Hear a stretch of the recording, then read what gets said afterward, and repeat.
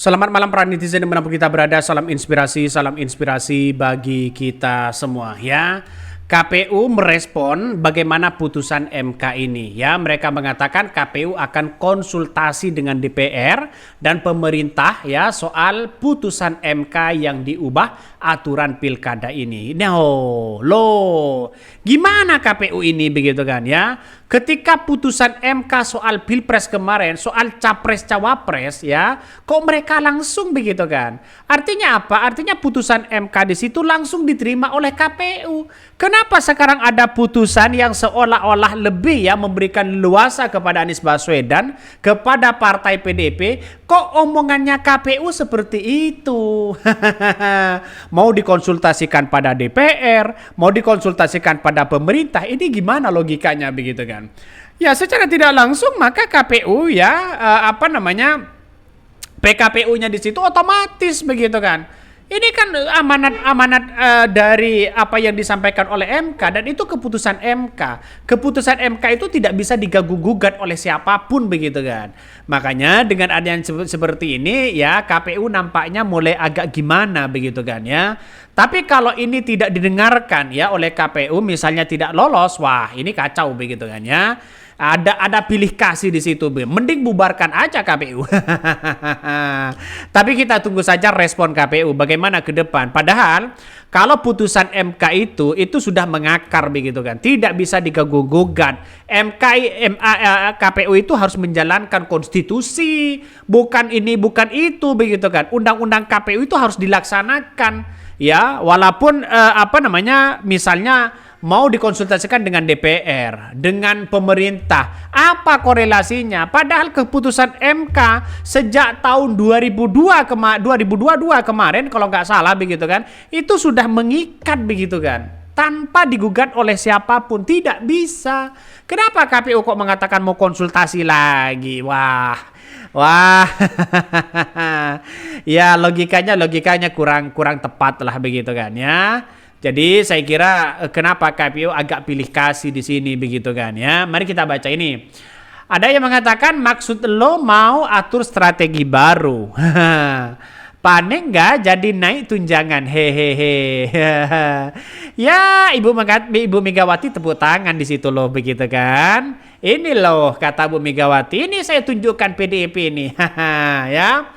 Lawan 11 partai, 12 partai, lawan PDIP saja, lawan PDIP satu partai saja, ya mereka tidak bisa begitu kan. Ya ini di luar dugaan begitu kan. Kim Plus itu boleh berkoalisi sekuat tenaga begitu kan. Tapi satu sisi ya partai PDIP ini punya pengalaman yang sangat luar biasa. Ini bagus begitu kan. Makanya secara tidak langsung ini menjadi sejarah begitu kalau PDIP mengusung Anies Baswedan dan memenangkan itu begitu kan. Putusan MK tentang perubahan batas usia Capres-Cawapres KPU telan bulat-bulat tanpa konsul. Giliran MK mengubah syarat besarnya perolehan suara parpol untuk pencalonan kada ya, langsung pakai konsultasi sana sini. Takut Pinocchio ya. Ini komentar dari netizen, ngeri sedap. Tapi ya inilah politik yang ada begitu kan ya. Maka seharusnya MK kalau sudah memutuskan seperti itu, maka KPU di situ ya harus benar-benar menjalankan begitu putusan-putusan itu, undang-undang itu begitu. Saya kira apa yang kemudian disampaikan oleh oleh masyarakat begitu kan ya di media sosial itu bagian dari suara rakyat sebenarnya. Ini ada prestasi ya, ada anak bangsa yang punya prestasi luar biasa ini. Ketika MK soal Pilpres langsung terima pendaftaran tanpa konsultasi menyesuaikan dan MK tak persoalkan. KPU perlu melakukan penyesuaian terkait peraturan baru yang ditetapkan oleh MK. Oleh karena itu, kami rasa KPU perlu waktu untuk mengganti peraturannya sehingga ketetapan MK baru bisa kita ikuti di Pilkada 2029. Ini gimana begitu kan? Ini Koalisi Indonesia Maju ini bisa saja panik begitu kan. Mau ngatur strategi apa begitu. Ini kontestasi Pilpres loh. Ini kontestasi langsung di situ begitu. Rakyat yang menentukan langsung. Jadi artinya apa? Artinya saya kira pertarungan politik di Pilkada DKI Jakarta ini semakin seru begitu kan. Mari kita baca terlebih dahulu ini. KPU akan konsultasi dengan DPR dan pemerintah soal putusan MK yang ubah aturan pilkada. Anggota Komisi Pemilihan Umum KPU RI Idam Holik mengatakan pihaknya akan berkonsultasi dengan DPR dan pemerintah terkait putusan Mahkamah Konstitusi MK yang mengubah aturan pencalonan kepala daerah di Pilkada serentak 2024. Idam mengaku akan mempelajari putusan yang baru dikeluarkan MK tersebut. KPU RI akan mempelajari semua putusan MK berkenaan dengan pasal-pasal yang mengatur tentang pencalonan yang termaktub di dalam Undang-Undang Pilkada. Bahkan dia mengatakan pasca KPU mempelajari semua amar putusan terkait dugaan pasal-pasal Undang-Undang Pilkada tersebut, KPU RI akan berkonsultasi dengan membentuk undang-undang, dalam hal ini pemerintah dan DPR. Wah, ini ngeri begitu. Mau apa coba begitu? Padahal keputusan MK itu bersifat mutlak begitu kan, tidak bisa diganggu-gugat. Ia menjelaskan pihaknya belum dapat memastikan ada atau tidak revisi dalam peraturan KPU PKPU nomor 8 tahun 2024 tentang pencalonan kepala daerah pada pilkada. Lah, ini gimana KPU ini? Ngerti undang-undang atau enggak begitu kan? Padahal ini sebenarnya undang-undang lama di KPK begitu kan ya. Undang-undang lama di KPK, undang-undang lama terkait dengan pilkada ini begitu kan.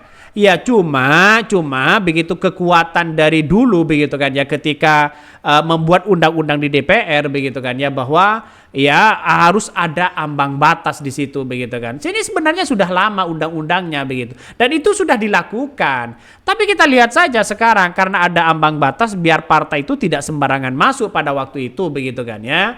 Harus ya melalui dari bawah dan sekarang mau gugat lagi begitu kan, itu pun digugat oleh Partai Gelora dan Partai Buruh begitu kan.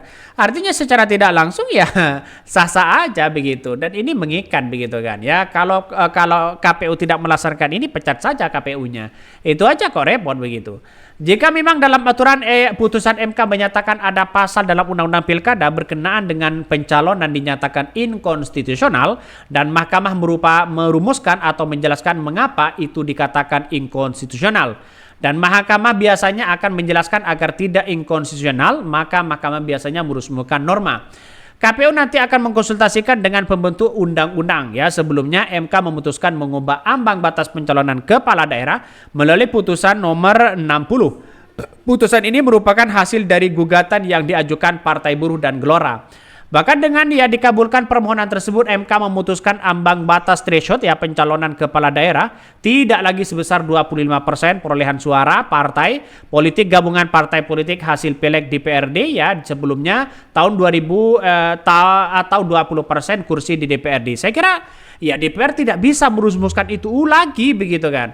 Ya pendaftaran ini tanggal 20 Agustus, sedangkan rapat dari DPR kalau toh pada hakikatnya dijalankan itu kan sudah selesai rapatnya di DPR.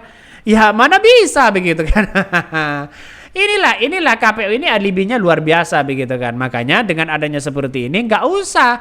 Yang penting ya bagaimana PKPU di situ ya ada keterikatan undang-undang yang dikabulkan di MK dengan PKPU yang ada. KPU hanya menjalankan itu aja begitu kan. Bukan membuat menanyakan undang-undang itu lagi begitu kan. Ya rapat di DPR kan sudah selesai begitu. Apa yang mau dirapatkan? Oke, mungkin itu yang kami sampaikan. Tonton terus channel Hot dari Podcast Rakyat ini. Jangan lupa di subscribe.